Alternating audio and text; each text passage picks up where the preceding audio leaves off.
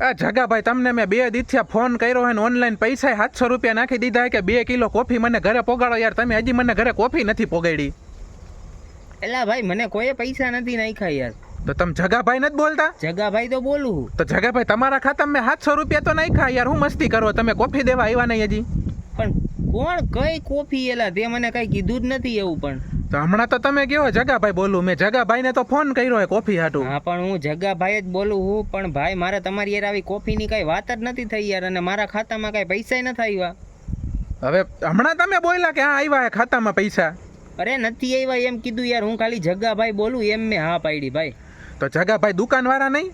જગાભાઈ દુકાનવાળા જ બોલું હું. તો એ તો તમને ક્યારનો કહું દુકાને તો કોફી તો મોકલાવો ભાઈ. 700 રૂપિયા લેવા મીઠા લાગી ગયા. કોફી હજી તમે મોકલાવી નહીં. આ નો હાલ્યો. અરે કઈ કોફી યાર આવી કઈ મારે વાત જ નથી થઈ. દુકાનવાળા જગાભાઈ વાત તમારી સાચી. હું અત્યારે દુકાને જ છું.